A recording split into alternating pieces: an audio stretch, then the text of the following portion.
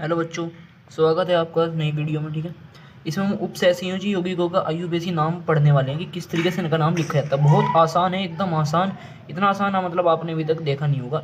अभी देखते हैं, चलो स्टार्ट करते हैं। सबसे पहले आपको बता दूं कि ये परीक्षा में भैया जी 3 नंबर के आसपास के आते हैं, 3-4 तक के भी हो जाते हैं, वरना 2-3 नंबर के तो कन्फर्म है। ठीक है, अभी आप कुछ टाइम के लिए लिगैंड के नाम याद कर लीजिए। जैसे आपने Cl का नाम पढ़ा है, भाई Cl माइनस को क्लोराइड बोलते हैं, क्लोराइड। अब लास्ट में जो निगेटिव होगा ना, उसका ई की जगह आपको ओ लगा देना है। ठीक है, उसका नाम क्या हो जाएगा? क्लोराइडो। इसी तरह Br का ब्रोमाइड होता है, हो जाएगा ब्रोमाइडो। आई माइनस का आयोडाइड होता है, आयोडाइडो। Cn माइनस साइनाइड होता है ना, तो साइनाइडो। NO2 माइनस नाइट्राइट होता है, हो जाएगा नाइट्राइट। और इसके लास्ट में N लगाना, क्योंकि N में हमारे पास इसमें शुरू में N आया हुआ है। क्यों लगा रहे हैं? क्योंकि भैया जी ONO का नाम भी नाइट्राइट होता है। तो ये नाइट्राइट नाइट्राइट में इनमें पहचान कैसे होगी फिर? इसलिए हम क्या करते हैं कि इसमें एन आ रहा है शुरू में, तो इसलिए एन लगा देते हैं। इसमें ओ आ रहा है स्टार्टिंग में, तो इसके लास्ट में ओ लगाते हैं। दोनों का नाम नाइट्राइटो है। ठीक है, NH3 का नाम एमीन लगाना है, ध्यान से सुनना, 2 M आए हुए हैं, एमीन। और H2O का नाम भैया जी एक्वा लगाना है आपको। ठीक है, अब दो नियम है इसके नाम लिखने के। सबसे पहले नियम में ध्यान से सुनो, जब कैसा यौगिक होगा, जब यौगिक ऐसा होगा कि सबसे पहले धातु होगा, बाद में डब्बा होगा। ध्यान से सुनना, बाद में डब्बा होगा, पहले धातु होगा कोई। जैसे मैं आगे एग्जांपल दिखाऊं कि देखो, इसमें पहले धातु आया है, पोटेशियम आया हुआ है, और बाद में ये डब्बा बना हुआ है। उसके लिए आपको क्या यूज़ करना है कि सबसे पहले तो आपको धातु का नाम लिखना है, यानी कि जो ये पोटेशियम है ना, इसका केवल नाम आपको लिखना है, केवल नाम लिखना है। ठीक है, चलिए मैं साथ साथ लिख भी देता हूँ कि मुझे केवल नाम लिखना है। कितने संख्या है उससे मुझे फ़र्क नहीं पड़ता। तो मैं सबसे पहले इसका नाम लिख देता हूँ। इसका नाम होता है भाई पोटेशियम। तो मैंने लिख दिया पोटेशियम। उसके बाद तुम्हें क्या करना है कि लिगैंड की संख्या लिखनी है। लिगैंड ये जो होता है धातु से इधर जितने भी होंगे ना डब्बे में, ये सब लिगैंड होते हैं। छोड़ के धातु को जितने भी इधर डब्बे में होंगे सब लिगैंड होते हैं। यहाँ पे केवल साइनाइड है, Cn है, तो ये लिगैंड है बस। तुम्हें क्या करना है कि लिगैंड की संख्या लिखनी है और नाम।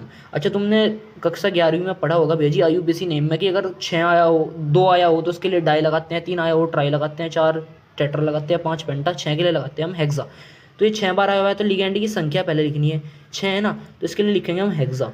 ये 6 यानी कि संख्या लिखी गई। उसके बाद नाम लिखना है लिगैंड का। अब इस लिगैंड का नाम मैंने ऊपर बताया था, यहाँ पे देखो साइनाइडो, तो यहाँ पर आ जाएगा हेक्सा साइनाइडो, हेक्सा साइनाइडो। अब उसके बाद हमारे क्या कहता है कि CMA का नाम। CMA मतलब सेंट्रल मेटल एटम, यानी कि केंद्रीय धातु परमाणु। ये जो धातु है इसका नाम, और उसमें जोड़ना है हमें 8। ठीक है, तो हमें यहाँ से कुछ लिख दिया है हमने कि भैया जी Fe का नाम फेरस होता है ना, फेरिक फेरस, तो वहाँ से लिया गया है। इसके लास्ट में 8 जोड़ दिया। Cu होगा तो Q पर 8 जोड़ दिया। Pt में प्लेटिनम होना तो प्लेटिन ने 8 जोड़ दिया। और Hg में मर्क्यूरेट जोड़ दिया। ठीक है, तो ये मैंने लिखे हुए हैं, याद कर लेना। तो Fe का यहाँ पे क्या लिखा जाएगा फिर? फेरेट, यहाँ पे लिखा जाएगा फेरेट। और लास्ट में नियम में क्या बचता है कि हमें ऑक्सीकरण संख्या लिखनी है डब्बे में। तो एक डब्बा खोल देना है, और ऑक्सीकरण संख्या कैसे निकालते हैं मैं अभी आपको बता देता हूँ भाई। अब ये आपको भाई धातु पर क्या होता है, धनायन होता है, और K है तो उस पर केवल 1 + 4 जा रहा होगा, और टोटल 4 है, तो टोटल +4 आवेश यहाँ पे हो गया। कितना हो गया? +4। और Cn पे 1 माइनस होता है, मैंने ऊपर दिखा दिया, तो टोटल कितना हो गया? -6। अब +4 का और -6 का डिफरेंस कितना का बैठेगा? -2 का। अब वो -2 को आपको क्या करना है कि एक तरफ लगा के +2 कर देना है। क्या करना है? +2 कर देना है। ठीक है, +2 करना है आपको, ये ध्यान रखना है, बस माइनस नहीं लगाना। तो इसके जो चार्ज डिफरेंस आया वो 2 का आया, तो इसकी ऑक्सीकरण संख्या हो जाएगी 2। ये होगा पहला नियम भाई। ठीक है, आप प्रैक्टिस अपनी बुक से भी कर सकते हो, बस इसी नियम को आपको फॉलो करना है। आगे क्वेश्चन और नियम नंबर 2 की बात करते हैं। जब डब्बा पहले हो, ध्यान से देखिए भैया, जिसमें डब्बा बाद में था, इसमें डब्बा पहले है। जब डब्बा पहले है और उसके बाद में कोई अणु हो, तब आपको क्या करना है कि सबसे पहले लिगैंड की संख्या आपको लिखनी है, फिर नाम उसका। ठीक है, जैसे भी हमने यहाँ पे लिखा था कि लिगैंड की संख्या नाम बाद में था, लेकिन यहाँ पे लिगैंड की संख्या व नाम पहले है।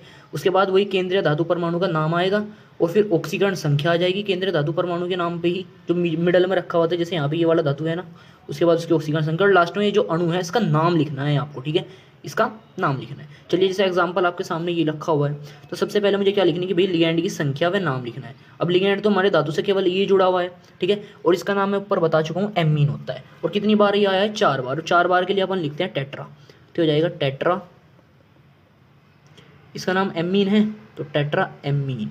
ठीक है, उसके बाद हमारे पास है कि CMA का नाम लिखना है। CMA मतलब भैया जी जो हमारे पास ये आया हुआ है धातु है, ये धातु है, इसका नाम कॉपर होता है। और ध्यान से सुनना भाई, इसमें कॉपर ही रखेंगे हम। क्यों? क्योंकि मैंने बताया कि इसमें 8 वेट कुछ नहीं जोड़ना, पहले वाले नियम में 8 जोड़ना। ठीक है, इसमें जो उसका नाम होगा वही रखना है। इसका नाम कॉपर होता है, हमने कॉपर रख दिया। उसके बाद हमें क्या करना है, इसकी ऑक्सीकरण संख्या रखनी है। अब ऑक्सीकरण संख्या डब्बे में रखी जाती है, सभी को पता है। इतना करने के बाद ऑक्सीकरण संख्या बाद में लिखेंगे, उसके बाद जो बचता है उसका नाम रखो। अणु का नाम रखना है। इस अणु का नाम होता है भाई सल्फेट। इसका नाम होता है सल्फेट, आपको रख देना है सल्फेट। ठीक है।